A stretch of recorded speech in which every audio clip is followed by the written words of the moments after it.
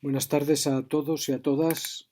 Seguimos con la estética en el vídeo número 9 sobre la obra de arte como campo de lo estético. Primer elemento, el obrar. Podemos, según lo que estábamos viendo, podemos tipificar en tres momentos la determinación del campo, del territorio y acontecimiento de lo estético, entendiendo siempre que lo estético no es ningún territorio delimitado, no es algo que se deje acceder por la pregunta ¿qué es? No es algo a lo que podamos llegar mediante el mero interrogar. Supuesto esto, determinamos entonces este territorio que es un territorio de indeterminación, que es un territorio que siempre va a permanecer fundamentalmente indeterminado desde este punto de vista conceptual. Podemos tipificar tres momentos en este territorio siguiendo un poco el esquema clásico de consideración de lo estético, de lo artístico, para irnos despidiendo de él sucesivamente. Aquí estamos en primero de filosofía y todavía tenemos que operar desde lo conocido para ir hacia nuevos lugares. Podemos tipificar entonces este territorio en tres momentos, en tres determinaciones. Primero, lo podemos polarizar por la idea de belleza o, en su variante más débil, como veíamos, por la ideación de belleza, como un territorio, un acontecimiento que está encuadrado, que está articulado, que está vivificado por lo intelectual y también por lo fruitivo, por una comprensión, una especie de comprensión y también por una especie de satisfacción. En segundo lugar, podemos establecer un segundo momento en el que este territorio es atraído, no está envuelto, no está determinado, pero es atraído por lo que se ha denominado o podemos denominar obra de arte. Entonces tendríamos en primer lugar la belleza como idea o como ideación. En segundo lugar tendríamos la noción de obra de arte, el objeto artístico. Y en tercer lugar, que es donde nosotros desembocaríamos en esta primera aproximación a este territorio, a este acontecimiento, podemos entender tipológicamente también que este ámbito está trenzado por la efectuación de una forma compleja, de una forma no hegeliana, de una forma que no supone el paso de lo inconsciente a lo consciente, del elemento disforme a una forma, que en este caso sería la creatividad. Un territorio trenzado entonces por la efectuación y por el despeje de la creatividad, que es donde queremos llegar nosotros aquí en estas breves e introductorias lecciones. Estos tres momentos, que son momentos tipológicos, diríamos en sentido weberiano, es decir, son momentos construidos a partir de interpretaciones de este acontecimiento que no pretenden reflejar su estructura natural, su estructura esencial, sino permiten ser operativamente seres que acceden a esta territorialidad. Estos tres momentos no son serialmente diacrónicos, es decir, no se suceden unos a otros. No hay una primacía de la idea en la filosofía antigua o en el arte antiguo, una primacía de la obra de arte en la modernidad o en el arte moderno, una primacía de la creatividad en la creación, en el arte, en la estética contemporánea. Esto no es así, no es exactamente así, ante todo y en primer lugar, porque la idea de belleza, en cuanto idea en sí misma, no se constituye como idea independiente, independiente de la verdad, independiente del bien, hasta finales del siglo XIX. La idea de belleza en Platón, como ya hemos dicho muchas veces, está subordinada a la idea del bien. La idea de belleza, lo veíamos analizando los trascendentales, está subordinada también a la idea de verdad en la Edad Media. Por lo tanto, no es cierto que la belleza como idea sea el origen de la consideración de lo estético en el pensamiento, por lo menos occidental. Y no es cierto tampoco que la obra venga después. De algún modo la obra de alguna manera sí viene después, sí va cobrando importancia, pero es una obra que no es toda la obra de arte, sino es la obra de las artes visuales, de la escultura, de la pintura, de la arquitectura, que va accediendo fundamentalmente en el siglo XIX a su posición como lugar de lo estético, a su carácter aglutinante, a su carácter atractivo. Estos tres momentos entonces no son serialmente diacrónicos porque la creatividad también, aunque sí podemos aquí decir que de algún modo la creatividad se da en la actualidad con una fuerza tal que de algún modo parece que está como traída por todo el proceso anterior, independientemente si es secuencia, idea de belleza, obra o si en el fondo hay una relación más complicada. Aquí sí, en el asunto de la creatividad, en el concepto de creatividad, sí que podemos hablar de alguna manera de, vamos a decirlo así, de un progreso, de un descubrimiento en una de las posibilidades que nosotros hoy consideramos que es la más potente de estructuración, no como una estructura que está ahí desde siempre tramando su propia estructuración, en este proceso de estructuración de lo que en este sentido podemos llamar creatividad. Esto lo veremos posteriormente en otras lecciones. Estos tres momentos, entonces, que no son serialmente diacrónicos, tampoco forman sincrónicamente, poniéndolos ahora en conjunción, independientemente de su producción histórica, tampoco forman sincrónicamente una unidad. Es decir, no se dan conjuntamente en el mismo lugar y del mismo modo, formando un objeto, formando una totalización, formando algo que sería algo, que tendría estructura de objeto, de proceso cerrado, etc. Esto es muy importante. No ya entonces que estos momentos que son tipológicos no sean diacrónicamente sucesivos, no sean progreso, no sean camino de una inconsciencia a una conciencia que sería la creatividad, sino que ni siquiera se pueden sincronizar, no laten, no corren en paralelo, no corren parejas, no forman entonces ninguna totalidad. El campo de lo estético, el campo de lo artístico, el campo de lo creativo no es una totalidad, no es una totalización. No es una cosa, no es un cumplimiento. Además, desde sí mismos, considerados desde su propio ser, aunque sean tipológicamente dados, y esto ya supone un constructivismo en la determinación, aunque aceptemos que son territorios o semiterritorios con un cierto darse objetivo, aun aceptando esto, tendríamos también que convenir que esta supuesta objetividad no es en forma alguna homogénea.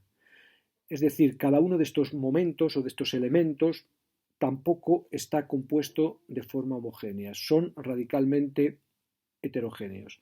Es decir, no hay una naturalidad en el concepto de belleza, aunque se describa fundamentalmente como armonía, como coherencia, como esplendor. No hay una conceptuación de lo que podemos entender obra de arte. No, el concepto de obra de arte, y lo veremos enseguida, es un concepto radicalmente heterogéneo, un concepto disforme.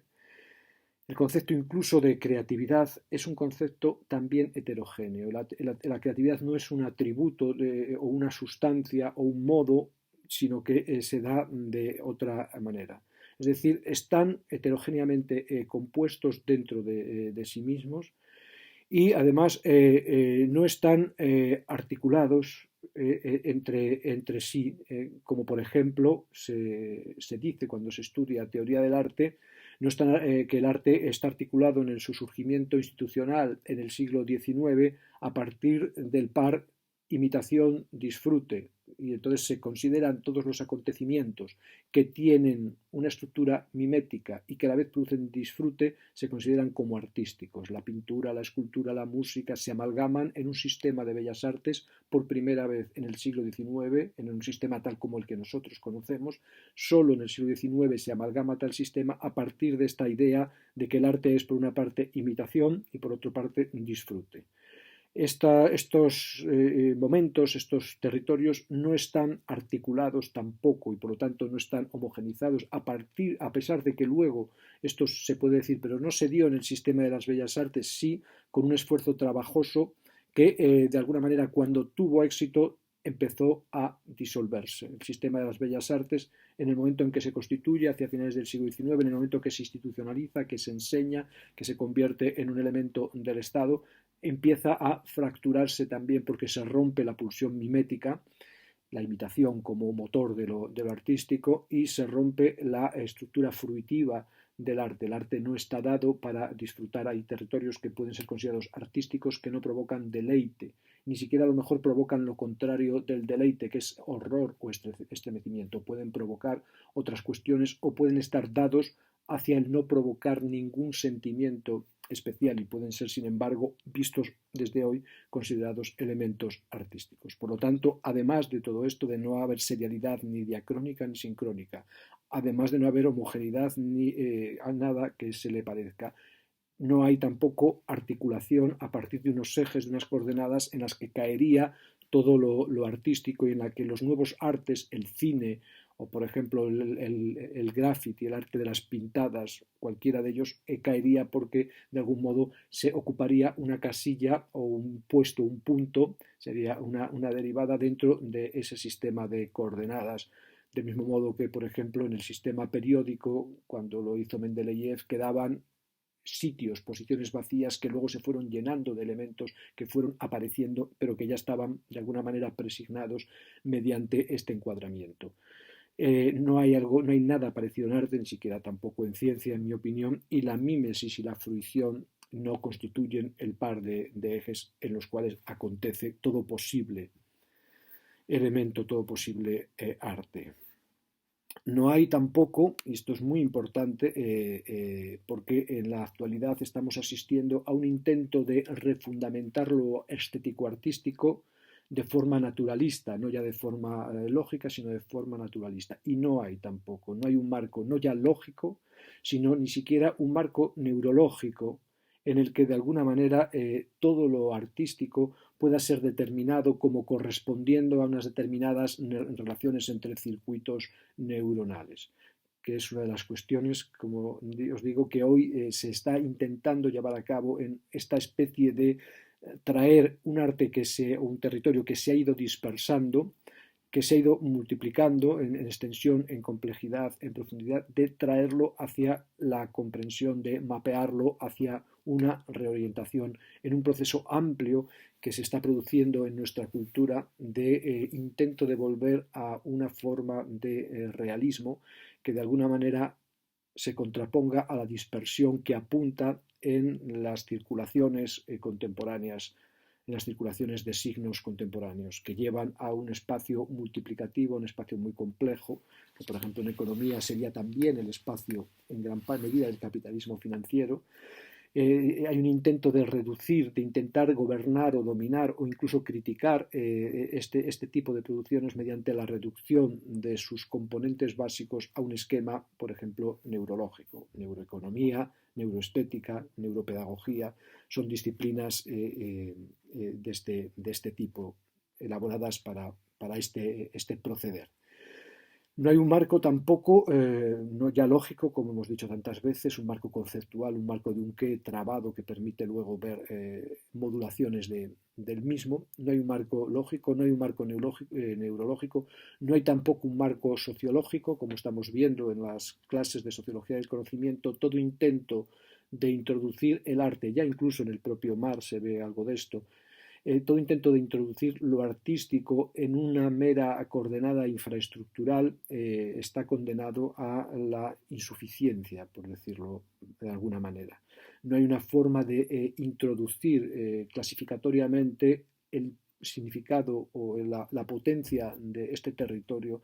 No hay ningún modo de llevar esto a un encuadramiento que permite verlo como algo dominado por un prototipo, sea del prototipo que nos permite ver cada nuevo movimiento como circunscrito en un ámbito determinado anteriormente de posibilidades, de variantes que se pueden rastrear perfectamente. Lo artístico contemporáneo, la producción, lo que llamamos creatividad contemporánea, tiene una potencia mayor que, en mi opinión, que cualquier capacidad, no de enmarcarlo desde los marcos presentes, sino de enmarcarlo desde cualquier concepto de marco. Es un producto inenmarcable, está en una metaontología, diríamos, diferente.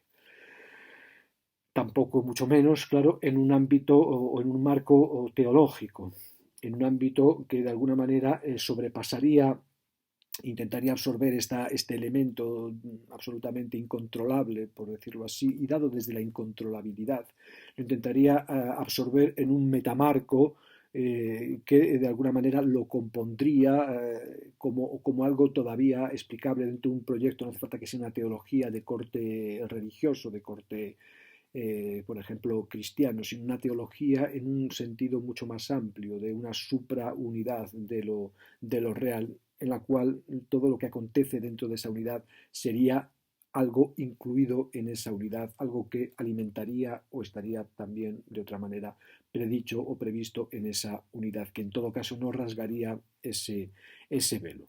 Al contrario, lo que nosotros estamos viendo, y en esto consiste, en mi opinión, el carácter creativo del momento presente, lo que nosotros estamos viendo, por decirlo así, estamos sintiendo, es que todo es ficcional, todo es imaginario. Y por lo tanto el territorio de lo estético, el territorio de lo artístico, el territorio de lo bello, el territorio de lo feo, el territorio de lo innombrable, de lo estremecedor, de lo sublime, de lo desagradable, todo este territorio de algún modo se abre desde la ficcionalidad, desde el ámbito de lo imaginario, pero ni lo ficcional ni lo imaginario son envolventes tampoco, es decir, no sería un metamarco posteológico, poslógico, en el que lo ficcional sustituiría a lo Dios, sustituiría a la estructura neural, sustituiría al concepto, sustituiría a una estructura de producción económica que segrega supraestructuralmente formas de cultura entre las que estaría el arte. De algún modo nosotros rompemos, abandonamos este tipo de explicaciones causales, este tipo de relaciones que tienen como imaginario la noción de marco, la noción de referencialidad y, consiguientemente, la noción de sentido. Lo ficcional, lo imaginario, no se dan según la lógica del sentido, no se dan según la lógica de la estructura, no se dan según la lógica del continente. Por lo tanto, no se dan según la lógica del envolvente. También, además, lo acabamos de señalar, los elementos de este territorio, que no son elementos, porque elementos se refiere ya a un conjunto, se refiere a una clase, y aquí no hay un enclasamiento en sentido tradicional, pero mantenemos las palabras. Los elementos que manejamos aquí y los momentos que se están dando, además, nos muestran que la propia historia de su darse es ella misma compleja, como ya hemos señalado, que se entiende o que se señala, que se indica como artístico, qué rasgos debe contener lo artístico, qué elementos son artísticos y cómo se van determinando en su artisticidad. Todo esto se nos muestra cuando analizamos simplemente los periodos más recientes de nuestra historia, se nos muestra como altamente complejo, como altamente cambiante. Lo sabemos bien, lo hemos visto los que habéis estudiado en cuarto en teoría del arte, el cambio tremendo en el estatuto de lo artístico, tanto en su forma como en su contenido, tanto en su alcance epistémico como en el contenido concreto de lo que podrían ser los elementos, si se diera este caso, o las disciplinas artísticas. Lo que hoy valoramos como más artístico y además como altamente epistémico, que es el arte figurativo, el arte que, aunque pinte de forma no figurativa, el arte como pintura, el arte como escultura, el arte como cine. Durante mucho tiempo, el cine menos porque empezó más tarde, pero durante mucho tiempo se consideraba un mero oficio cuyo contenido epistémico era cero, exceptuando la música, pero la pintura, la escultura no se consideraba epistemológicamente relevante y sus practicantes estaban encuadrados en las clases, en los gremios o en las castas de artesanos. Lo veremos, por ejemplo, en Sociología del Conocimiento, cuando analicemos la obra de Norbert Elias sobre Mozart, por ejemplo, de forma muy clara, de forma paradigmática. Por lo tanto, la historia misma de la noción de arte, de lo artístico, el contenido mismo de lo que se considera artístico, el valor, el peso relativo de lo artístico en el ámbito, en la escala del conocimiento, ha variado radicalmente y por lo tanto no nos ofrece ninguna garantía de territorialidad. El cine, que hoy se considera un ámbito de altísima creatividad, de modo que los directores de cine son o estrellas pop o son gurús, el cine originalmente no es así del todo, porque tiene más matices, pero se dice brevemente, fue considerado un espectáculo de feria que se proyectaba en los barracones de las ferias por un níquel o un penique la entrada. Sabemos que no es exactamente así el nacimiento del cine, pero podemos ficcionarlo de este modo porque en gran medida es así. Se considera una forma de artesanía y solo poco a poco se fue considerando una forma de arte y un poco a poco una forma de conocimiento. Cineastas como Hitchcock, que nosotros hoy consideramos grandes pensadores, fueron considerados en su momento, además por el tipo de cine que hacían, como meros artesanos exitosos, ¿no? Aunque ahora nos parece extraño, nos parece casi increíble. Hemos comenzado nosotros estas clases, estas reanudaciones de clase, porque la clase en sí misma comenzó, la asignatura de estética comenzó con un análisis de los giros de la contemporaneidad. Hemos comenzado nosotros estas series por unos apuntes de la idea de lo bello, muy breves, la cuestión de la trascendentalidad, de la trascendencia, y de la idea de belleza como o de la belleza como ideación, por respetar esta autocomprensión émica de nuestra propia tradición que nos hemos reconstruido a nosotros mismos y que nos hace creer hoy mismo que lo más artístico en el comienzo de nuestra filosofía fue la idea de belleza como algo que era en sí mismo, ya como una determinación no dependiente de otras ideaciones y que llevó después a una serie de acontecimientos en los cuales la degradación de lo platónico, de esta idealidad platónica, hizo que el territorio de lo artístico se centrara, aterrizara en la obra. Hemos podido rescatar algo de esta idea de lo bello, de la belleza como ideación, algo para el presente, porque vemos en esta ideación última, que es el eco último de la idea de belleza, una posibilidad de habitar el presente desde una parte del acontecimiento del territorio de la estética que ya no apunta a su totalización conceptual, sino que permite habitar lo que hay de una forma no englobante, no envolvente, y por lo tanto reconoce la espesura, el espesor de la negatividad, el espesor del dolor, el espesor de la contradicción, y no circunscribe entonces la estética al ámbito de lo luminoso, de lo irradiante, de lo divino, y por lo tanto al ámbito de la apología del orden establecido, sea el orden cósmico, sea el orden político, sea el orden de cuerpo, sea el orden de mente. Hemos podido rescatar algo de ella por esto, porque es una idea que, sacada de esta formalidad totalitaria, sirve de algún modo como viático, porque ya no está en la misma lógica de lo totalitario. Vamos ahora entonces con esta segunda noción, que históricamente no es la que sigue a la otra, porque la otra nunca se dio como primera. Vamos ahora con esta segunda noción, que podría articular este vago territorio de la obra de arte, este vago territorio del obrar, porque en el fondo lo que nosotros vemos, vamos viendo y vamos a ver es que cuando hablamos de creatividad lo que estamos diciendo es que la diferencia entre la obra y la obra de arte, entre una obra en sentido general y la obra de arte, es una diferencia después del reconocimiento, si se pudiera dar, de que incluso la obra en sentido más desnudo es ya una obra estética, una obra de arte, porque es un producto de la creatividad, ¿no? Vamos ahora con esta segunda noción, respetando entonces el imaginario que nosotros tenemos de un territorio entonces de obras que en la modernidad avanzada, vamos a poner en el siglo XIX, paulatinamente absorbería la idea de belleza como la pantalla, como el lugar primero de presentación de nuestro territorio.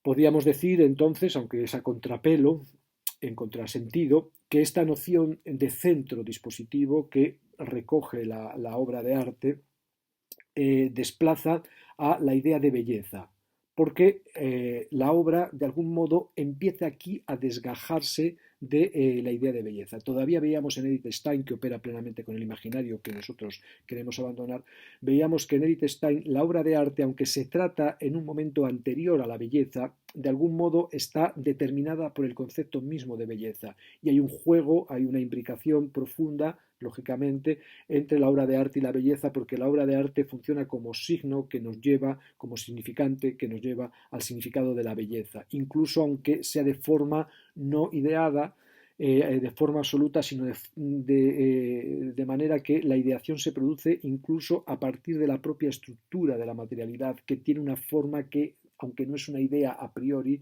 permite ser trabajada, ser tratada como idea y por lo tanto respeta el marco de la ideación como envolvente general de la estructura de lo que hay y por lo tanto de su coherencia, de su orden, de su brillo y por lo tanto de su bondad y de su verdad. De algún modo, parece entonces que la obra empieza, vamos a poner en el siglo XVIII-XIX, por poner un momento, claramente en el siglo XIX, empieza a desgajarse la obra de la idea de belleza. No en un principio, pero sí en un segundo momento. En este desgajarse de la idea de belleza, de no ser ya un reflejo de la idea de belleza, en este momento hay un primer momento en el que la obra, aunque no depende absolutamente de la idea de belleza en cuanto a imitación, sino que es lo primero la obra de arte, todavía está de algún modo referido a esta idea positiva de belleza. Es como cuando se dice que la obra de arte es la incorporación en lo finito de lo infinito. Por decirlo así, aunque sea primero la obra de arte, lo que acontece en la obra de arte es la aparición, la presentación, la incorporación del infinito, de lo diríamos la estructura inmensamente bella del sustrato profundo de la realidad. De algún modo, entonces, todavía hay aquí, en este avance, en esta exención de la obra respecto a la idea, hay un primer momento en el que la idea aparece a partir de la creación de la obra, no guía la creación de la obra, no precede de una forma causa-efecto a la creación de la obra, sino que es la obra misma realizada por el hombre, por el espíritu humano, por el sujeto humano, es la obra misma la que hace venir a ella a este espíritu, ¿no? Pasamos entonces de lo que podría ser una mera irradiación de la presentación de lo absoluto en la obra, pasamos de esto a la incorporación del absoluto en la obra a partir del obrar mismo. Hay aquí ya un cierto abismo, una cierta distancia entre los dos momentos. En un segundo momento, y claramente, la obra se desgaja del ámbito de lo bello, de la idea de belleza. Lo sublime, entonces, ya no está presentado de forma finita, sublime infinito, en la obra de arte, sino que de algún modo lo sublime se convierte en abisal. Lo sublime ya abandona el ámbito de lo bello. Esto es un paso que cuesta mucho dar porque muchos de los pensadores que parecen sumergirse en lo sublime, nombrábamos a veces el caso de Rimbaud, de las cartas del vidente, donde el poeta se sumerge en lo sublime, en lo profundo, en lo oscuro, pero sin embargo muchos de estos casos que parecen sumergirse en lo sublime abandonando la idea de belleza, la idea de orden, no hacen tal. Por ejemplo, el caso de Rimbaud, que penetra por una deconstrucción, por decirlo así, negativa de sus facultades, encrapulándose, como dice él, haciendo un sistema cartesiano de prueba sobre sí mismo mediante el exceso, mediante el sometimiento del cuerpo y del espíritu a todo tipo de excesos, lo que alcanzamos nosotros con este exceso, con este malditismo, con esta negatividad de tocar todos nuestros abismos, es sin embargo la positividad de la idea de belleza otra vez como algo que nos guía, que podemos ver para la construcción del mundo futuro. Es decir, hay un último momento de torsión en el que el encrapulamiento, el malditismo, el someterse de forma continua, de forma sistemática a un extremo uso de todas nuestras facultades en sentido negativo, en el que eso todavía nos trae lo positivo, porque es muy difícil prescindir de esta positividad que nos sitúa en lo real como en nuestra casa. De alguna manera, entonces, el encrapulamiento, la borrachera, el proceso de drogadicción, sexualidades extremas, etcétera, es todavía marca de lo positivo e indica que en esta obra, por ejemplo en la poesía de Rimbaud, lo que se nos trae no es un lenguaje diferente, sino es un lenguaje todavía al servicio de la idealidad, de la belleza, de la posibilidad de reconstruir un mundo que ahora no puede darse positivamente no puede darse en sí mismo, no puede darse ni siquiera positivamente en una obra directamente, sino que tenemos que llegar a él a través de una torsión que, sin embargo, alcanza en esa torsión el mismo resultado. De algún modo, Rimbaud es el equivalente funcional a Descartes. Lo que hace Rimbaud es lo mismo que hizo Descartes. Descartes hace una especie de ástesis allí en su habitación, reflexionando sobre sí mismo mediante una privación de experiencia, y lo que hace Rimbaud es lo mismo, pero mediante una exacerbación de las experiencias que de algún modo le llevan a la luz, igual que a Descartes le llevó lo suyo. Y esta luz es la misma luz. En el caso de Descartes era una luz que estuvo ahí siempre, en el caso de Rimbaud es una luz que hay que crear, incluyendo a la mujer, incluyendo al animal, en este nuevo mundo que viene. Es decir, entonces, en un principio, de esta forma sistemática, la obra de arte es una obra eidética, en el sentido tradicional de la idea y en el sentido de la ideación. Veíamos también en el análisis de Chirino y de Levi-Haas lo difícil que es introducir la idea como ideación sin todavía no sentir la tentación de la idea como forma. De algún modo, hay todavía en la idea como ideación y también en la consideración de la obra de arte como recogiendo el infinito en lo finito o como permitiéndonos acceder a través de una excavación en lo profundo, en lo oscuro de uno mismo hacia un infinito, hay todavía esa nostalgia, ese sometimiento a lo perfecto, por decirlo así. Entonces hay todavía una estructura de sentido en la que lo sublime, de algún modo, que se empieza a desatar ya, se recoge todavía, que de algún modo, si no se puede recoger, de alguna manera se conjura, ¿no? Estamos o nos sentimos capaces de manejarlos. Sin embargo, a partir de finales del siglo XIX y ya al final de lo que podemos llamar el pequeño siglo XX, perdón, al principio de lo que podemos llamar el pequeño siglo XX, que para mucha gente, para mí también, comienza después de la Primera Guerra Mundial. A partir de finales del XIX y al principio y hasta el principio del pequeño siglo XX, se produce el desfondamiento de lo idético en la obra. Es decir, nosotros realmente en nuestra cultura, en nuestra tradición, solo podemos decir que empezamos, porque que se produzca el desfondamiento no quiere decir que se desfonde sin más, no hay una sucesión diacrónica de etapas, sino que hay una especie de mezcla, ¿no? De superposición que dura todavía hasta hoy. Lo que sucede es que aparece sí un elemento nuevo que se superpone, que no estaba, pero que en modo alguno absorbe y trae hacia sí la totalidad de lo anterior, llevándole a una nueva conciencia. Esto no es así, ¿no?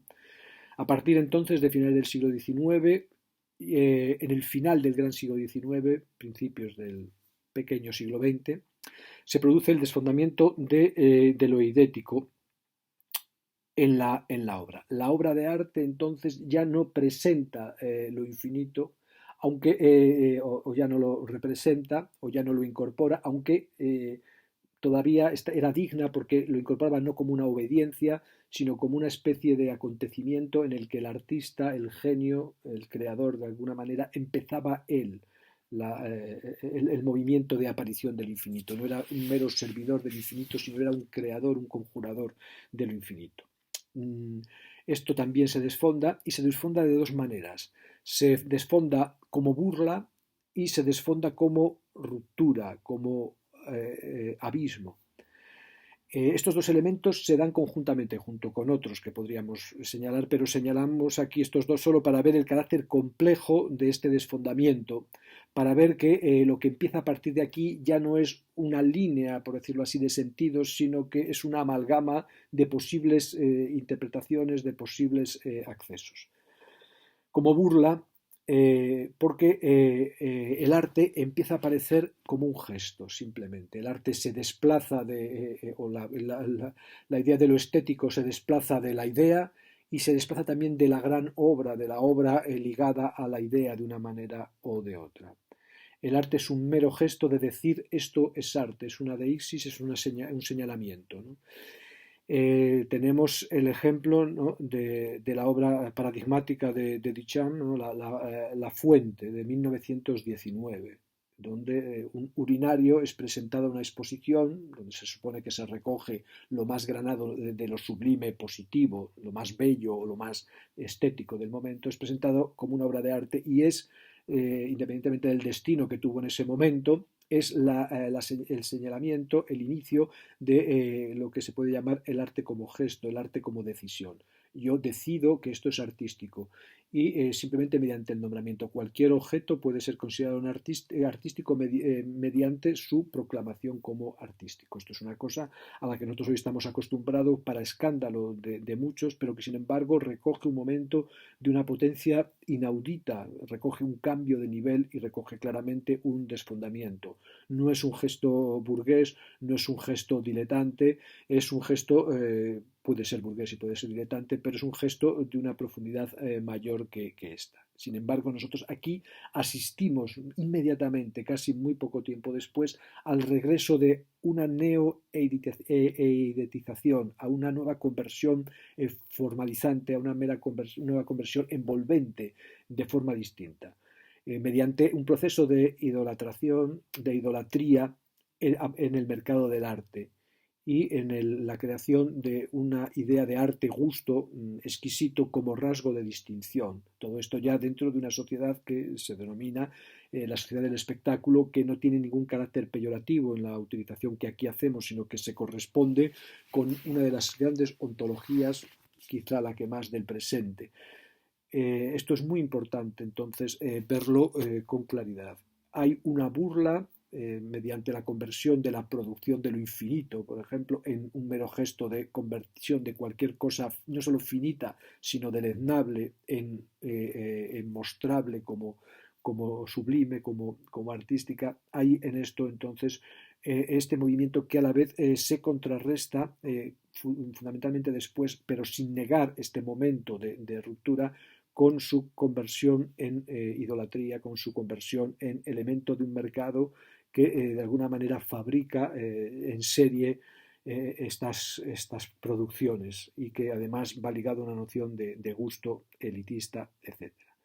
Esta tercera eiditización, este tercer eidos que viene del mercado del arte, que viene del gusto como rasgo de distinción, es un eidos que habrá que analizar y es diferente de las dos eiditizaciones anteriores, las que hemos visto, el arte como forma, ¿no? Y el arte como intento de mantener una estructura de sentido en un mundo que de alguna manera ya no puede ser modelado, ya no puede ser englobado por la coherencia, por la belleza, por la proporción. Esta tercera forma de idea, es que es una idea diferente, pero que también es una idea, tendrá que ser vista con posterioridad. Pero se produce, como os digo, este desfondamiento de lo idético, no solo como burla, cosa que no es ninguna broma, a pesar luego de la recaída o no recaída, porque parece un término de reñida y que recaída no es una recaída, sino es una producción de realidad altamente significativa de esta recaída o de esta producción idolátrica, diríamos, o espectacular de lo artístico. Se produce además de como burla, se produce como ruptura en lo abisal. En este mismo momento también, y lo podemos ver en muchísimas formas poéticas, ¿no? del momento y posteriores, se produce como ruptura en lo abisal, no sólo de lo bello como forma, como hemos considerado hasta ahora, sino se produce la ruptura de lo bello como imposibilidad de poner cualquier contenedor. Es decir, la ruptura significa que a partir de ahora, por decirlo así, aunque siga habiendo elementos formales, elementos de envoltura, hay una imposibilidad de principio, una refutación de principio de la contención, de la envolvencia, del sentido. Hay entonces una instalación en el derramamiento, por decirlo así, del elemento. Y esta avisalidad entonces aleja lo artístico no ya de lo bello, sino de determinadas nociones de gusto, de determinadas nociones de proporción, de determinadas formas de experimentar lo artístico siempre con una fruición, incorpora elementos que quedaban marginados como incompletos, como imperfectos, lo feo, lo grotesco, lo sucio, etcétera, etcétera. Este derramamiento, junto con la burla, son elementos que parecen antitéticos, sin embargo se dan, vamos a decirlo así, simultáneamente en este mundo que se abre o que termina de abrirse a principios del pequeño siglo XX. Es aquí entonces, aquí ya verdaderamente podríamos decir nosotros, donde aquí ya, de hecho, aunque no sea un espacio que domine, porque este espacio no envuelve, se sigue produciendo arte en el sentido tradicional, tanto de la idea de belleza como de la obra magnífica. Es aquí, sin embargo, desde un punto de vista sistemático, dejando de lado luego la eritización idolátrica, que es una nueva forma, la dejamos de lado, y supone por lo tanto una metaforma, lo dejamos esto de lado, es aquí donde la obra acontece entonces como territorio más actual en todas sus modalidades, ¿no? El obrar, la obra, la experiencia, la creatividad, es aquí. Antes que nada, entonces, en este nuevo territorio, en esta nueva territorialización, antes que nada, entonces, vamos a enumerar los elementos que vamos a trabajar, el obrar, la obra, la experiencia y la creatividad, y vamos a empezar por el obrar, que en esta nueva dimensión es una despedida de ese orden idealizado clásico que abarca tanto la idea de la belleza, como la idea de obra encaminada o referida a la posibilidad del orden de la belleza, de lo positivo. Vamos a empezar entonces, vamos a intentar determinar de algún modo en qué consiste este nuevo tipo de obrar que se da en el ámbito de lo que podemos llamar la expresión, la profundidad, la radicalidad de la expresión, que recupera esta expresión, entonces, algo que fue dejado de lado en el comienzo de la idealización de la filosofía occidental que tuvo lugar, como ya hemos dicho tantas veces, con el platonismo y que fue implementada por el cristianismo al recoger al platonismo como estructura ideológica de la nueva imperialidad que se estaba fabricando. Este elemento, este nuevo ámbito, este obrar desedetizado, este obrar fuera de la referencia a la forma o de la obra referida a su forma, recupera de algún modo los elementos que quedaron marginados en el proceso de formalización que tuvo lugar en el platonismo, formalización del pensamiento occidental que de algún modo aconteció aquí como una decisión frente a otras posibilidades de corte diferente que vimos. Se recupera aquí, de algún modo, todo el ámbito de lo sensitivo, de lo sensible, y la palabra estética significa sensibilidad, y la palabra estética cuando nace como disciplina, en el siglo XIX con Baumgartner y los grandes teóricos alemanes, lo que intenta es recuperar la sensibilidad como forma de conocimiento, algo de lo que había sido privada durante mucho tiempo, en el cual la sensibilidad se consideraba o bien algo engañoso, o bien cuando servía de inicio al conocimiento, servía de inicio para ser abandonada totalmente en su estructuración. Lo único que daba al entendimiento era una estructura que ella misma no era capaz de entender, que estaba encerrada en unas determinaciones confusas que tenían que ser extraídas, tenían que ser manejadas por las instancias superiores. Esto lo entendemos perfectamente en teoría del conocimiento y lo entendemos perfectamente en teoría social. Cuando hablábamos en el otro vídeo de la postura de Spivak, de lo que decía Spivak sobre el subalterno, es esto mismo, la clase social que de alguna manera alimenta el movimiento de lo real, no se produce como tal, la clase social o el género femenino, digamos, se produce como tal para a la vez alimentar toda la maquinaria y no ser reconocido como elemento constitutivo de la vía central de esa maquinaria. Aquí sucede igual. La sensibilidad durante mucho tiempo careció de cualquier estatuto epistémico potente y, sin embargo, era el alimento inicial de todo el proceso del conocimiento. Esta sensibilidad, entonces, que es sólo aclarada por el entendimiento, igual que la mujer sólo aclarada por el varón, o el siervo sólo aclarado por el señor, o el indígena o el negro solo aclarado por el colonizador, esta cuestión entonces ahora cambia. De algún modo se recupera la posición epistémica, la posición significativa de las características de los cuerpos, de las nociones de la sensibilidad, sin que tenga que ser sancionadas o purificadas por una superioridad intelectual que en el fondo no es más que una superioridad de la clase aristocrática, de la clase dominante, que desprecia aquello que produce para aprovecharse de ello. Sucede lo mismo también con la imaginación. La imaginación, de forma un poco más compleja, fue excluida del ámbito del conocimiento, del ámbito de lo estrictamente epistémico. Es un tema muy complejo porque, por ejemplo, en Kant hay un gran uso de la imaginación porque ya estamos avanzando en nuestra tradición, pero incluso en Kant todavía la imaginación, de algún modo en sus síntesis, está ordenada claramente al entendimiento. La imaginación como capacidad de imaginar y la imaginación de capacidad de crear imágenes, de mapear, y la imaginación como discurso, como narración a partir de esas imágenes en una secuencia diferente de la secuencia del entendimiento, de la pura llegada o consideración de lo idético, fue siempre de alguna manera manejada dentro del sistema como alimento del sistema, pero no como elemento que constituía parte de la cabina de pilotaje del sistema. Lo veíamos en Platón al principio del curso, analizando la línea sexta, donde de algún modo en las formas de conocimiento que se correspondían con formas de realidad, la sensación se correspondía con las cosas que eran copia de la idea, y la imagen se correspondía con casi con con el reflejo, que es copia de la copia. La imagen era copia de la cosa, que a su vez era copia de la idea, y por lo tanto, como facultades o como modos de conocer y como el contenido que en ellas se conoce, ocupan el lugar inferior, el lugar corporal, el lugar servil, el lugar alimenticio de toda nuestra estructura ontológica, antropológica y política, claramente.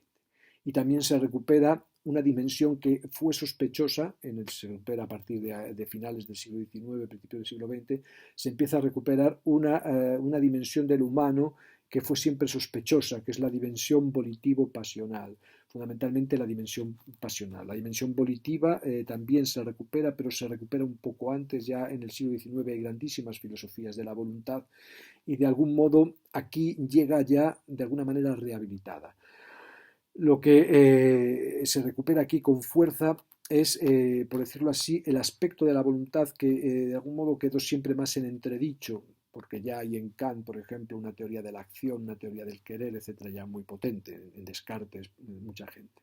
Aquí lo que se recupera es el elemento pasional, el elemento de las pasiones, que como su propia palabra indica, mentan una pasividad frente a la idea clásica del pensamiento occidental, como bien señala Levinas, del yo, del sujeto como actividad. El elemento pasional es un elemento pasivo y además es un elemento que nos extravía. El gran filósofo que intentó recuperar las pasiones y las sensaciones como origen y como lugar donde se da el conocimiento, que fue Epicuro, fue precisamente destruido como pensador y como filósofo y como constructor de ciudades a partir de las amistades, precisamente por esta postulación, porque Epicuro sostenía que toda racionalidad, que todo posible entendimiento, diríamos, se da dentro de un marco sensitivo y pasional en el que está, en la sensación y en la pasión, la verdad. En Epicuro la aprehensión de verdad sobre lo real no se da a través de la razón, de una razón que luego es una razón extra corpórea y extra casi terrestre, sino que se da desde la sensación y desde la pasión. La sensación y la pasión son inmediatamente verdaderas, diría Epicuro. Y esto de alguna manera se empieza a recuperar aquí, ahora. Lo que pasa es que el tipo de verdad que nos dan la sensación y la pasión no es una verdad de tipo canónico, no es una verdad de corte epistemológico directo sobre una realidad que es de algún modo cognoscible y por lo tanto manejable, sino que tiene otro tenor, ¿no? La sensibilidad y la pasionalidad que aparecen ahora destruyen de alguna manera esta posibilidad de confort explicativo y por lo tanto de confort de la acción, que es lo que intenta hacer Epicuro.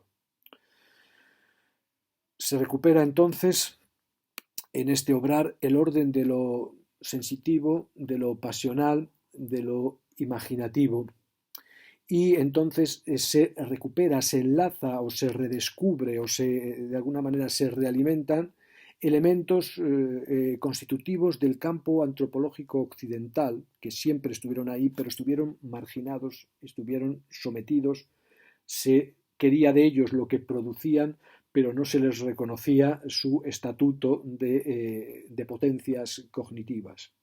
Estuvieron minimizados, estuvieron marginados por la tradición eidética, estuvieron dominados por podemos decir, políticas de corte aristocrático. No es casualidad que estemos en el siglo XIX, donde asistimos, finales del XIX, principios del XX, al derrumbamiento técnico de la aristocracia europea como forma no solo de gobierno, sino como forma de ontología, como forma de trazado de la estructura de lo real y de lo real como estructura. Todavía en la Primera Guerra Mundial los mandos, los oficiales de los ejércitos eran nobles, todavía los grandes negociantes eran familias nobles o familias ligadas a la tenencia de la tierra. Esto empieza a acabar ahora. De algún modo, las consecuencias de la Revolución Francesa, aunque no fueron todo lo profundas que podían haber sido, sí destruyeron la estamentalidad, sí liberaron unas fuerzas, un nuevo tipo de relacionalidad, y esta nueva relacionalidad implementada y probablemente provocadora de la industrialización, de tantas cosas, ¿no? Desde la industrialización hasta la colonización, llevan a este momento, ¿no? A esta posibilidad de descomposición, por decirlo así, de toma en consideración de aspectos que ahora son necesarios para manejarse en una realidad producida por estos procesos que es cada vez más compleja. De algún modo, nosotros, por decirlo así hegelianamente, necesitamos recurrir a elementos marginados para desde lo que nos tienen que decir poder entender lo que hemos producido, ¿no? Fenómenos parecidos son los que se están dando en nuestros días con la necesidad de utilización de elementos marginales, elementos frikis, no digamos ya elementos femeninos, elementos subalternos, con la necesidad de ponerlos en circulación para que se produzcan nuevas imaginaciones, nuevas formas de manejar lo que hay. Naturalmente, siempre manteniéndoles a cierta distancia de los núcleos duros de poder en la medida de lo posible, porque el final del aristocratismo no significa, ni mucho menos, claro está, el final de las clases y el final del ordenamiento guerrero de la sociedad, del cual el aristocratismo es un momento, entre otros. Y el momento actual todavía sigue dependiendo de esta posición.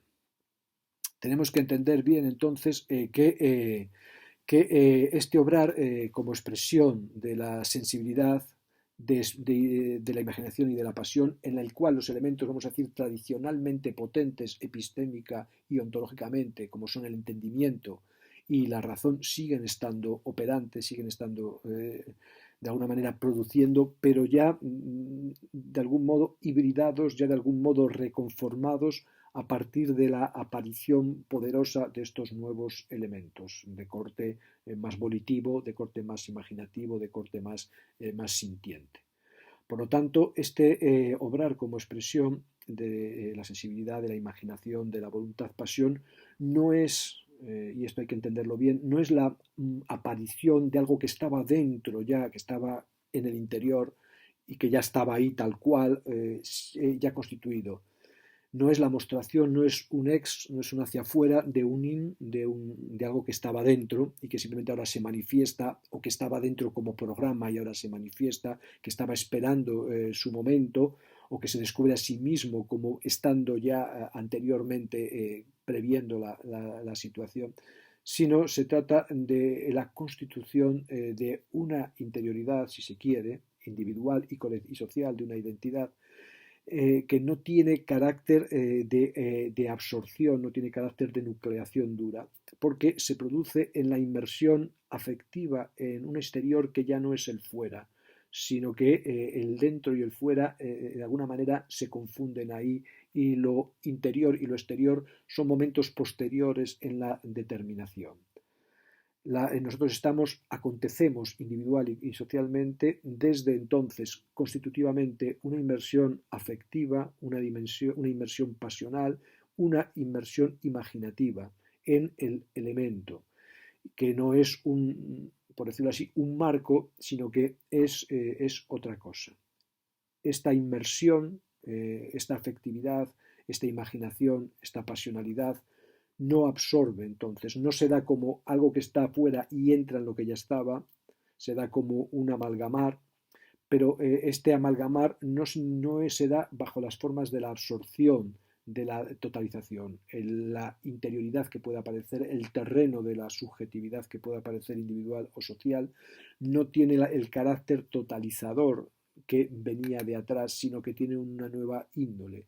No se da para absorber y por lo tanto la expresión no es la devolución de una impresión que reduce de alguna manera la complejidad de lo que hay, la incorpora y luego la saca hacia afuera para volver a ordenar todo eso que hay después de haberlo reelaborado. No hay un proceso de absorber, no hay un proceso de totalizar, sino que lo que hay es un intento de habitar. Y es un intento de habitar. No es la consecución garantizada de la habitación que de alguna manera me vuelve a reordenar lo que hay y después de la catástrofe, después de la salida del líquido de la botella, de nuevo conseguimos fabricar un mundo en el que todo está donde debe estar.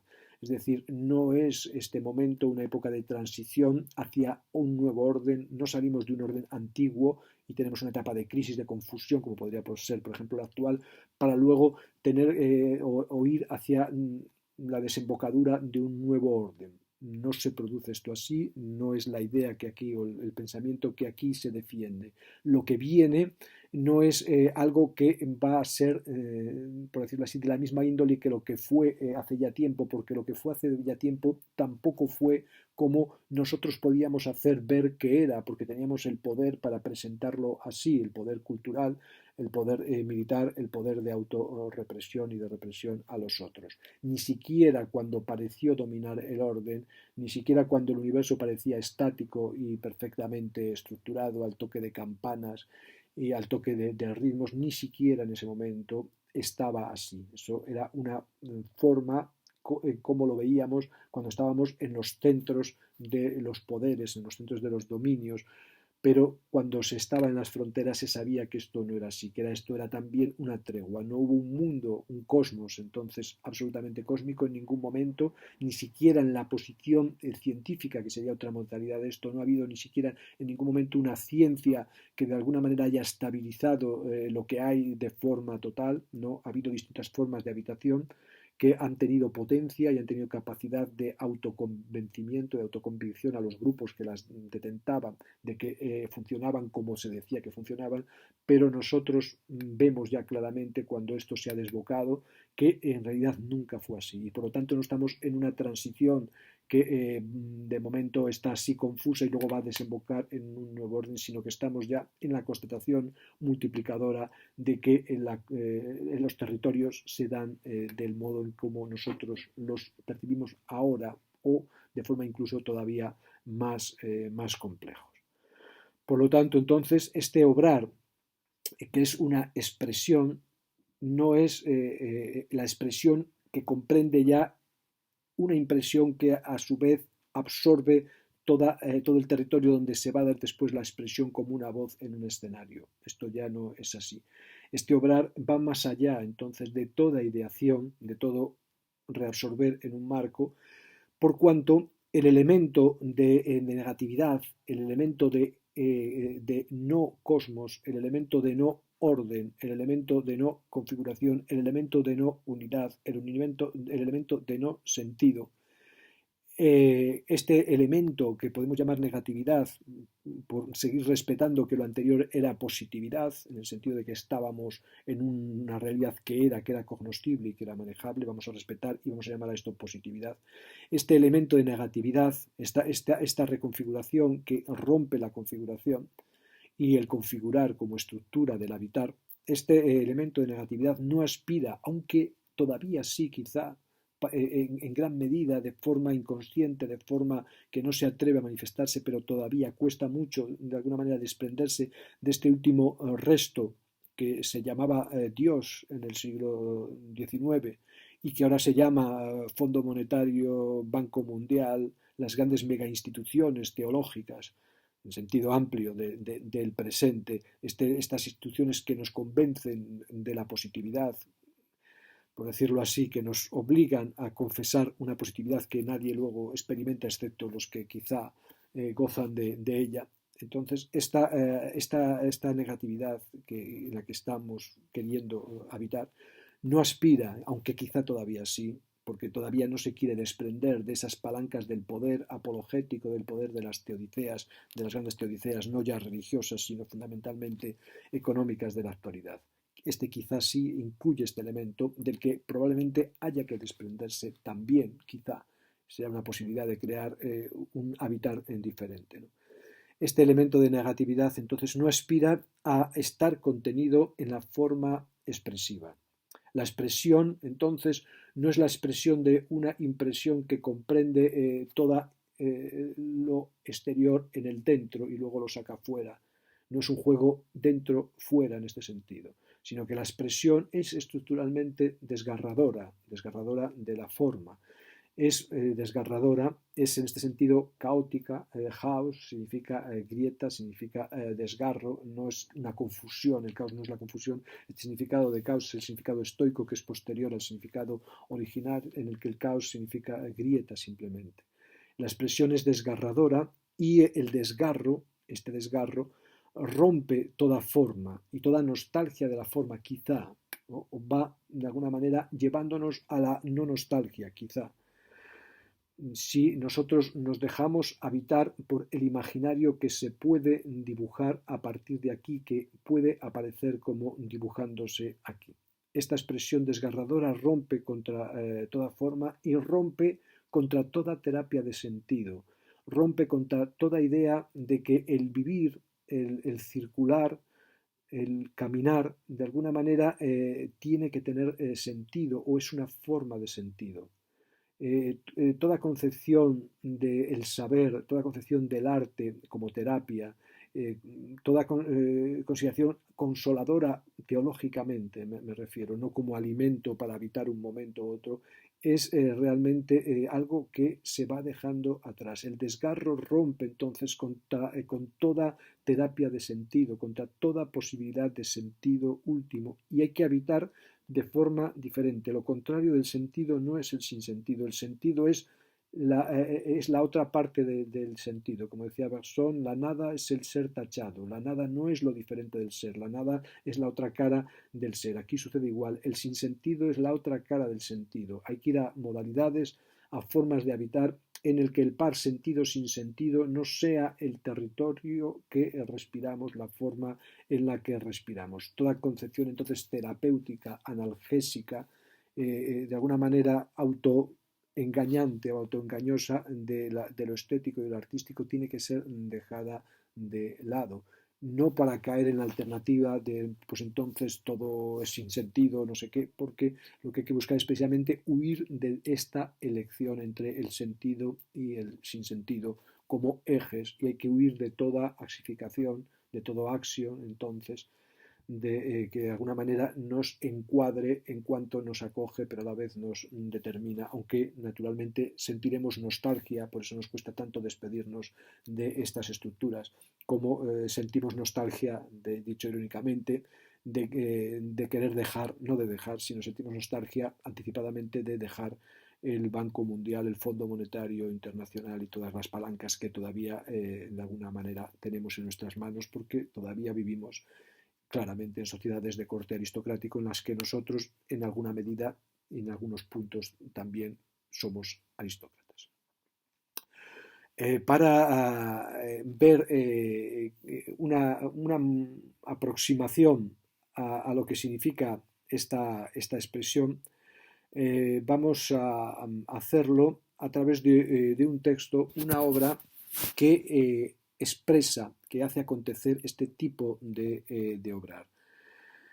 Siempre, lo repito una y otra vez, la obra no es el ejemplo de la idea, es decir, no es que haya una idea de que ahora esto se hace así y vamos a verlo en tal obra, sino que de algún modo esta consideración acontece en este obrar. De algún modo la obra es un lugar, es un acontecimiento de expresión y lo que expresa fundamentalmente es este propio acontecimiento de la expresión como desgarradura, por decirlo así, la expresión entonces como nueva territorialización de lo que hay, en lo que hay.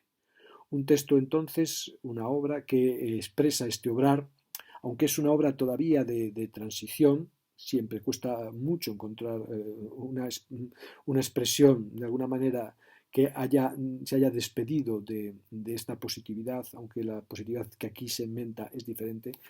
Una obra, un texto en este sentido porque son varias, son las cartas que escribió Rosa Luxemburgo en diciembre de 1917 y un poco antes en la prisión de Breslau, que están dirigidas a Rosa Liebknecht, la mujer del gran compañero de luchas y de fatigas y de muerte también a manos de los Freikorps de la República de Weimar, mandados indirecta o directamente por el socialista Ebener. Sonia Liebknecht, destinataria de estas cartas, persona por la que Rosa Luxemburgo sentía un afecto maternal, diríamos sin temor a equivocarnos, un afecto extremado, como el afecto que sentía por su marido. Rosa Luxemburgo era una persona muy afectuosa, muy afectiva. Lo muestran estas cartas, el lenguaje que utilizan, la forma de dirigirse a ella. Estas cartas, en mi opinión, constituyen un momento cumbre para mí de la producción intelectual de Rosa Luxemburgo. Naturalmente no son cartas pensadas para ser publicadas, ni muchísimo menos. Son cartas recogidas, salvadas milagrosamente de la destrucción. Están en un volumen más grueso que incluye otro tipo de correspondencia, en la edición española de las cartas de la prisión de Rosa Luxemburgo, publicado por ACAL, una editorial de la que ya hemos hablado en numerosas ocasiones, ¿no? Fundamentalmente ayer todavía en Teoría del Conocimiento. La obra es esta, y la editorial ACAL, una editorial, vamos a decirlo así, de izquierda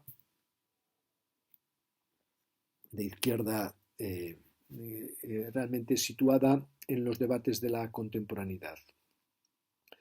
Sobre Rosa Luxemburgo en general, tenéis dentro de las grabaciones que he colgado en YouTube una intervención muy breve, son unos minutos que hice para esta enciclopedia de las filósofas mujeres, de las mujeres filósofas, que está también, de la que os mandé una referencia en la correspondencia, que está en la página web del Instituto Aramo de Oviedo y que fue coordinada por Paz Pérez Encinas, fundamentalmente. Una obra larga también. Dentro de esa obra, entonces, yo hice como 4 intervenciones pequeñas que voy a utilizar, también por eso las he subido a la página de YouTube, voy a utilizar en las clases, sea en estética, sea en sociología, sea en teoría del arte. Una de ellas es sobre Rosa Luxemburgo, otra sobre Celia Morós, que ya la hemos utilizado en análisis de la obra de arte, en su posición sobre la Antígona de Hegel. La otra es la de María Zambrano, que ha sido utilizada en las clases de estética y que he nombrado también en las de teoría del arte. Y la otra es la de Carmen de Burgos, que utilizaré luego también en estética posteriormente. La última es la de Rosa Luxemburgo, son todo intervenciones breves, entre 4 y 10 minutos. En la de Rosa Luxemburgo señalo lo que es el eje de su posición, es lo único que me dio tiempo a hacer por el tiempo del que disponía.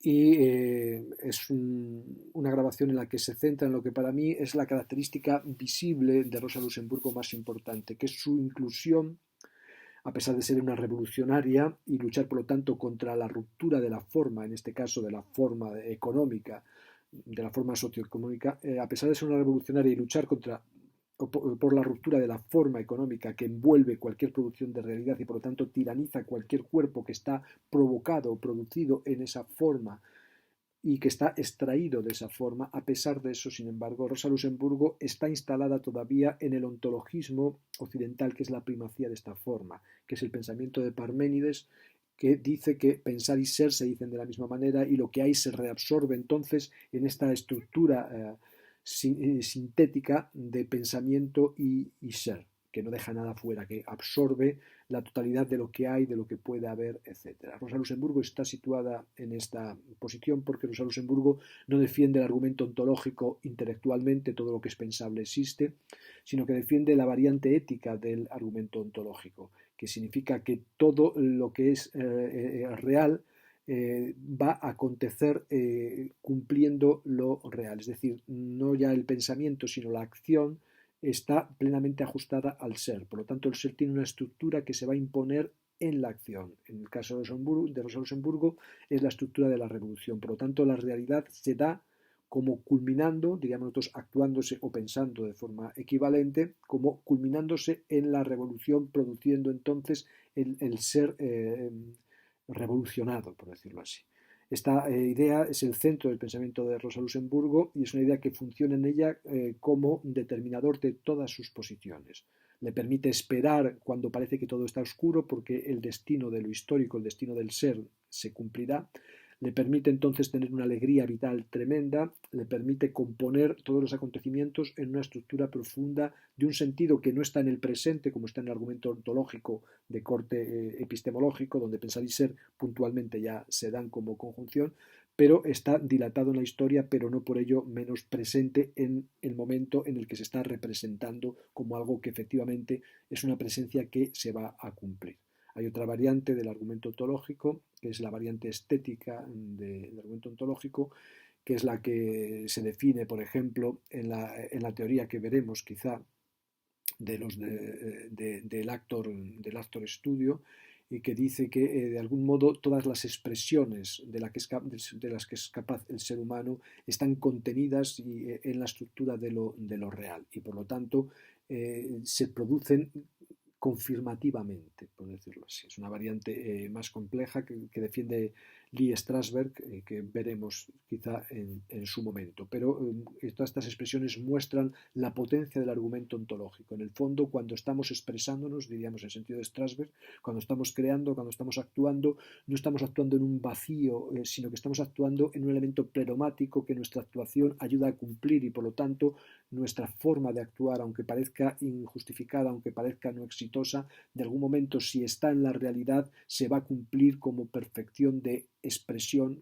cumplidora de la estructura profunda de la realidad y la va a esclarecer, no en el ámbito de la acción, como piensa Luxemburgo con la revolución, no o con el acontecimiento determinista de lo que por otra parte se lee como revolución, tampoco en la instantaneidad del pensar ser o en la dilatación histórica de la coincidencia entre el pensar y el ser, un ser que de alguna manera se va esponjando mediante el pensamiento y al final coincide con el pensamiento, como sucede en la filosofía de Hegel. Todas estas tres modalidades, estética, ética y, podemos decir, epistemológica, muestran la profundidad de la ontología occidental y por eso también muestran que el cambio que estamos viviendo actualmente, que es una ruptura estética, ética y epistemológica y por lo tanto ontológica del argumento ontológico, que el cambio que estamos viviendo es una transformación metaontológica, por decirlo así.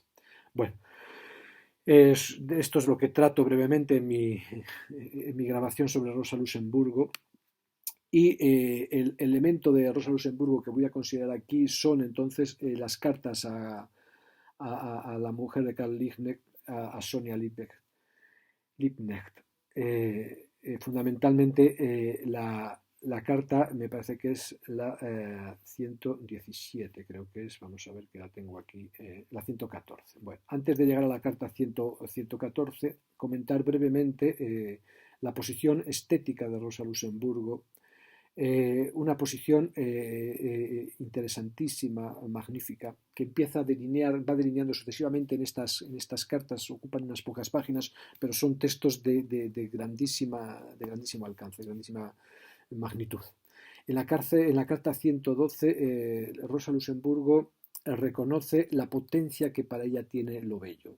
Fijaos bien, nosotros vamos a ver cómo esta potencia que ella reconoce a lo bello, que se sitúa todavía en el ámbito del argumento ontológico, llega un momento en que rompe con este ámbito, con este marco del argumento ontológico. Y aunque ella no lo traspasa públicamente, privadamente nosotros vemos que ella ya ha dado el paso de la transposición de la posición. Comentando un viaje a Córcega, ella habla del paisaje agreste y de las figuras campesinas con sus animales que van circulando por él. Y dice que siente un impulso instintivo de arrodillarse, porque ella ve aquí la belleza perfecta, ve en el fondo la anticipación del futuro pleno, para ella a través de la revolución socialista, de la abolición de la propiedad, que es elemento fundamental importantísimo en el pensamiento de Rosa Luxemburgo. Ve que en la abolición de la propiedad, de alguna manera, en la culminación de la revolución, se produce el acontecimiento también de la belleza perfecta que está aquí prefigurada en estas formas campesinas dentro de un paisaje en el que todo parece estar en distensión, todo parece estar girando sin esfuerzo, donde toda la explotación que constituye la forma tiránica del mundo capitalista se ha diluido. Aquí vemos todavía, ¿no?, el espesor del argumento ontológico en Rosa Luxemburgo, y de algún modo esto lo va confirmando ella una y otra vez cuando Sonia Liebknecht le habla de sus dolores y de sus penas. Entonces Rosa Luxemburgo la consuela siempre así. Dice, ¿por qué me dices, por qué me preguntas por qué pasan estas cosas? ¿Por qué me preguntas por qué todo es así? La vida, mi pobre niña, le dice, siempre ha sido así y todo forma parte de ella. Dice, los dolores, las separaciones, las nostalgias. Es decir, ella reconoce el carácter estructural del dolor, pero sin embargo, ontológicamente pasa esto a lo positivo. No es que el dolor desaparezca, sino que el conjunto, la plenitud, es positiva. Es la misma posición de toda teodicea, en el fondo, ¿no? El mal es simplemente un elemento que permite resaltar la potencia del bien en última instancia. Aunque aquí el mal no se niega ni se diluye, al contrario, se lucha por minimizarlo, por que la belleza sea realmente bella en sentido bueno, en sentido pleno. Las nostalgias, las separaciones, los dolores forman parte de la vida. Y entonces dice ella estoicamente, porque ella depende mucho de la filosofía helenística claramente, en muchos aspectos.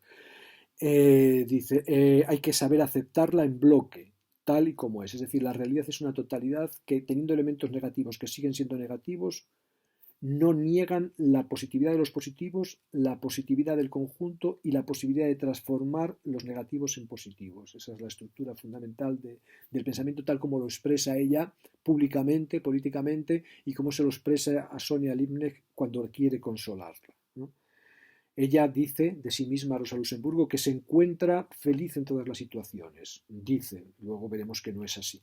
Ella o como consigue decir que así. Ella lo hace, dice, instintivamente, ponerse en estado de felicidad en todas las situaciones. Sin embargo, esta es la carta 104. En la carta 107 nos dice, y le dice a Sonia Liebknecht, que cuando tiene congoja no habla. Es decir, que ella distingue perfectamente el plano de la luz, que es el plano público, y es el plano del sentido, del plano de la oscuridad, que es un plano que ella niega, que ella reprime, pero que ella claramente habita, y lo habita, como leemos después, como el plano de mayor profundidad de su vida, de tal manera que la teodicea, de algún modo, está incluida en este dolor. No es un elemento que absorba el dolor, ni siquiera que lo absorba componiéndolo con el sentido en un universo de sentido que puede ser convertido de mayor sentido, sino que de algún modo en su sentido profundo, en su profundidad misma, que solo se atreve a confesar muy brevemente a Clara Liebknecht, piensa de otra manera, está situada en otra posición, claramente. Dice en la carta 107, cuando tengo congoja no hablo. Entonces ahí se calla, no se expresa, pero esta no expresión es la verdadera expresión, por decirlo así. Es aquí donde está la expresión, aquí donde acontece entonces el obrar como expresión, aquí es donde acontece. Esto ya es lo que entendemos nosotros, lo que aquí se entiende por expresión. Y también lo dice en la carta 112, cuando le dicen, le cuentan que ha muerto, él le seguía escribiendo, el que fue su gran amor, Deepak, Hans Deepak.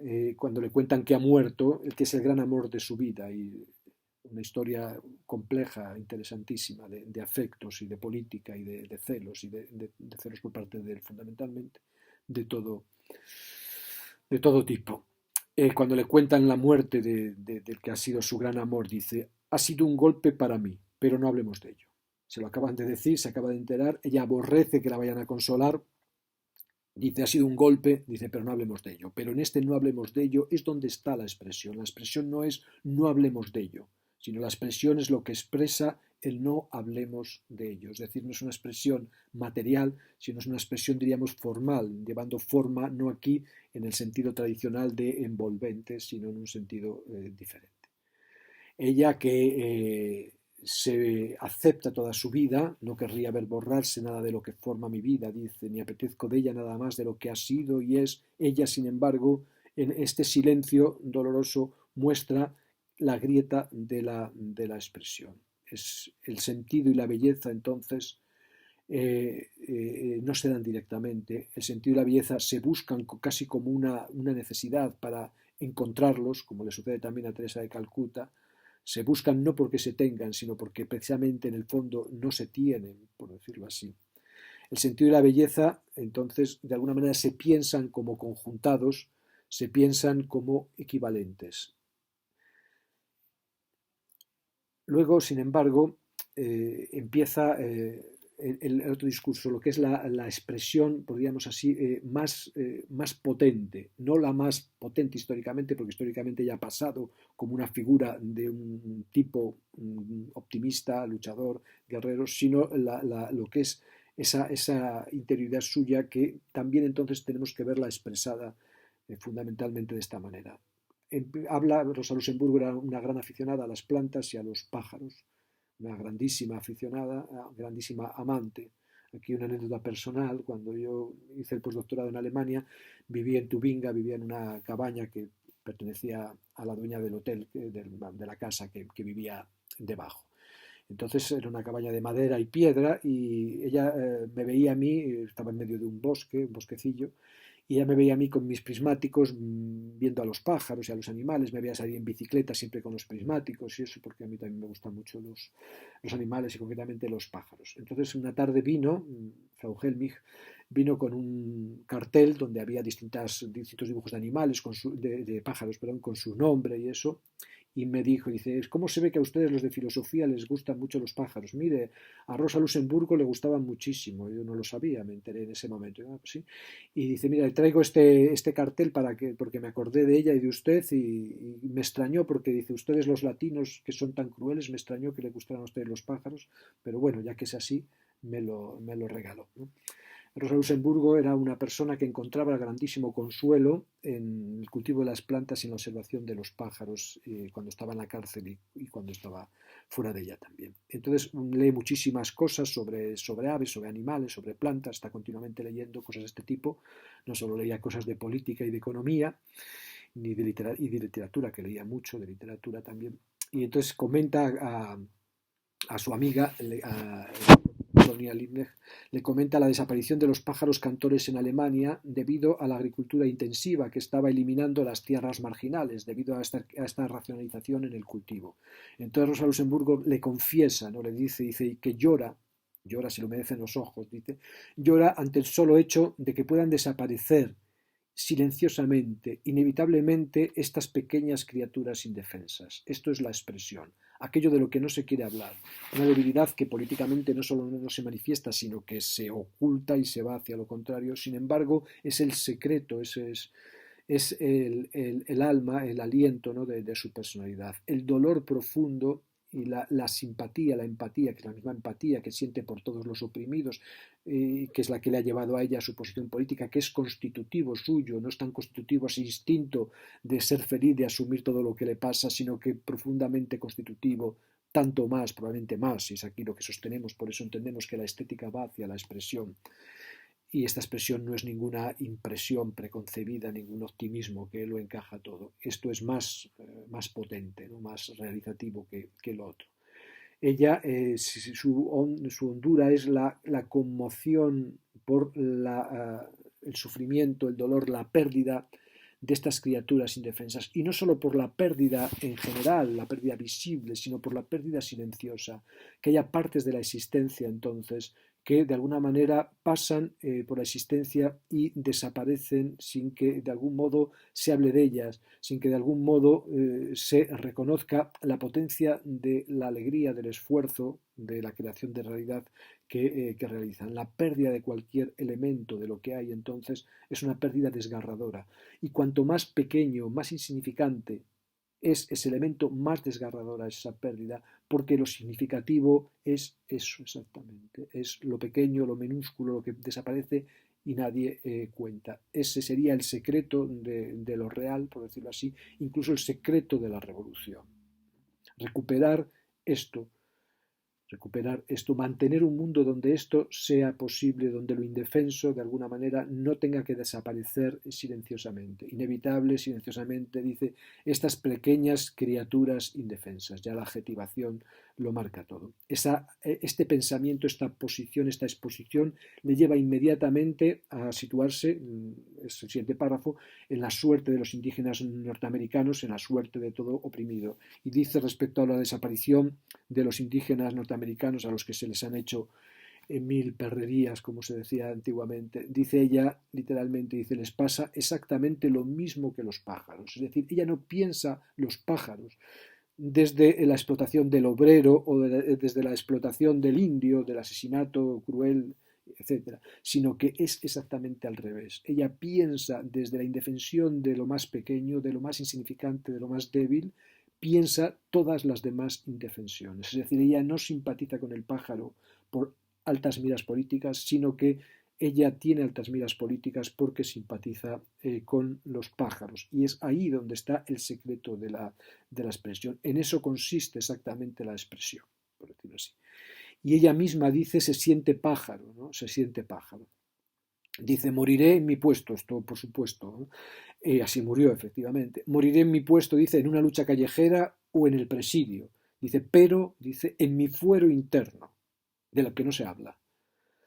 La verdad es que me siento más cerca de los petirrojos que de los compañeros políticos, ¿no? Que de los compañeros de la lucha política, ¿no? Esto lo dice Rosa Luxemburgo, dice esto, me siento más cerca de los petirrojos que de los compañeros. Y añade aquí, y aquí está la expresión del obrar, aquí esto es lo que es el obrar como expresión. Esta es la fuente de lo que después vamos a llamar la creatividad. Dice, a usted puedo decírselo, pues sé que detrás de esto no acechará la traición a la causa. Es decir, en un mundo apologéticamente constituido, sea desde la apología del poder, o sea desde la apología de los que van a luchar contra el poder, esto no se puede decir. Esto no se puede decir. Esto es lo que es el silencio, o sea, lo que es la mayor profundidad del significado, la mayor profundidad del obrar, no se puede decir en esa estructura eidética. La idea del Dios, la idea de la revolución, la idea de la teodicea que no admite ninguna valoración negativa porque es absolutamente necesaria y así también lo vive ella, ¿eh? Pero de algún modo no se puede decir, no se debe decir, ¿no? He aquí la expresión del obrar. A usted puedo decírselo, pues sé que detrás de esto no acechará la traición a la causa.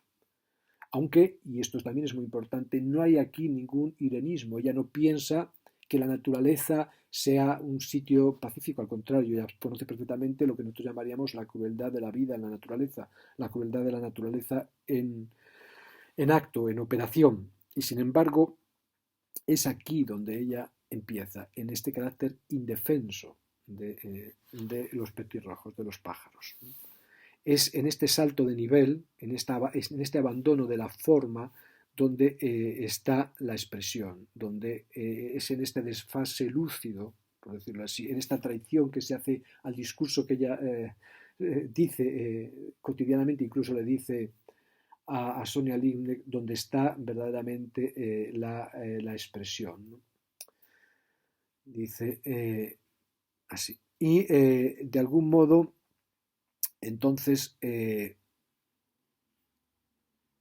este es su texto clave.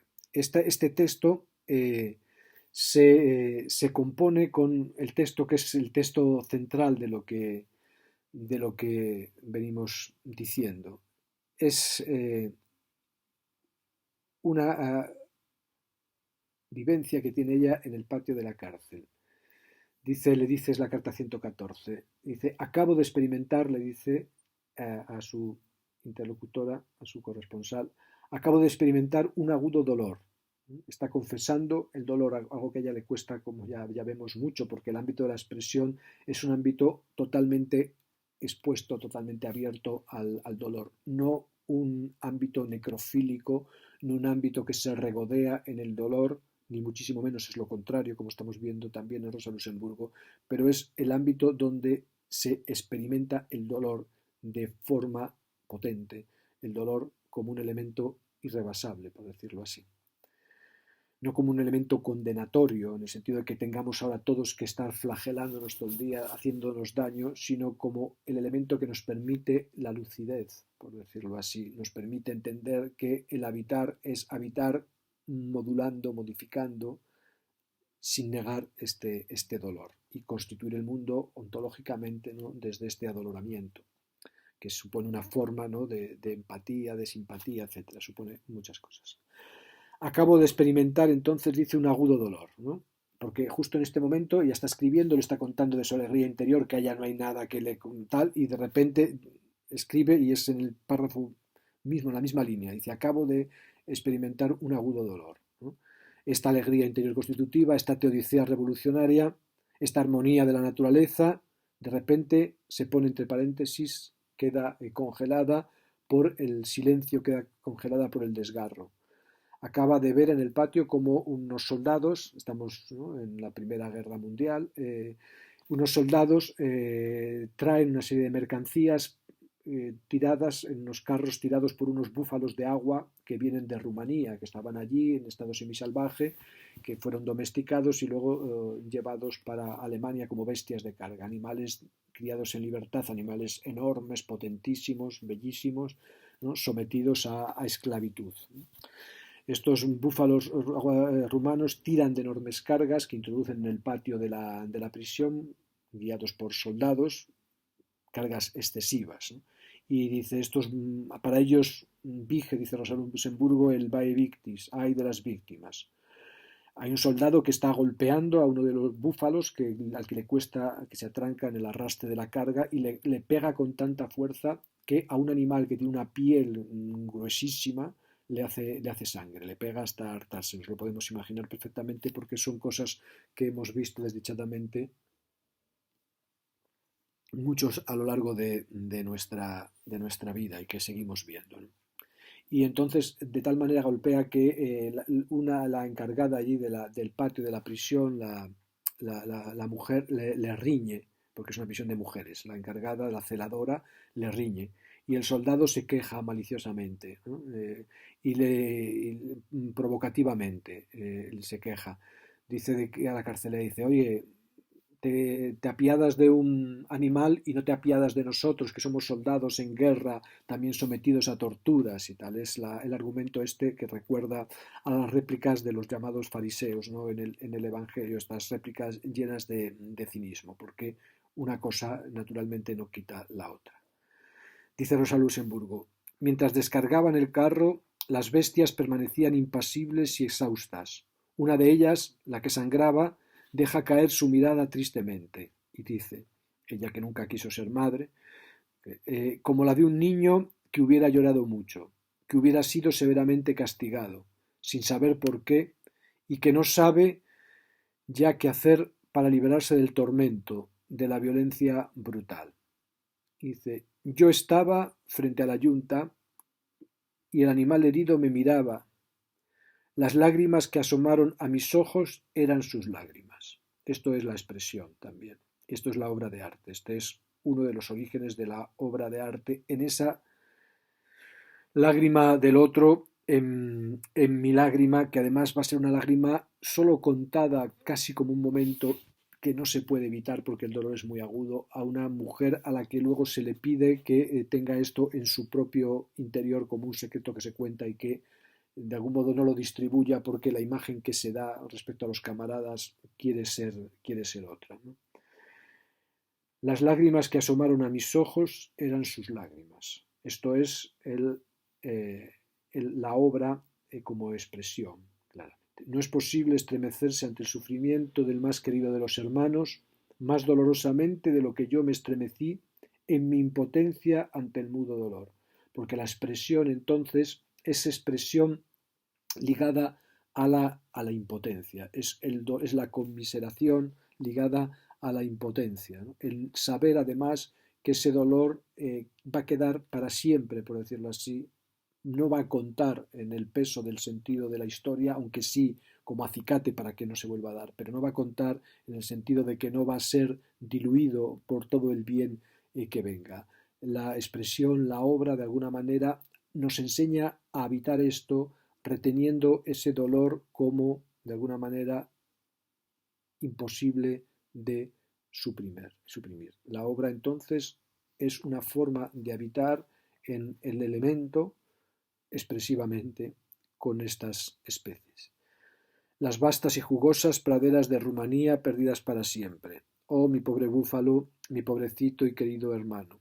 Henos aquí a los dos, a ti y a mí, impotentes y silenciosos, unidos por el dolor, la impotencia y la nostalgia. Todo el esplendor de la guerra desfiló ante mis ojos. Es decir, la obra se multiplica en sus modalidades, en sus posibilidades, la obra como expresión, la obra como burla, la obra como desfondamiento, es la nueva modalidad de lo estético que abandona entonces esa obra referida a la idea y abandona esa idea de plenitud, de perfección. Tenemos entonces un obrar como potenciación en la impotencia.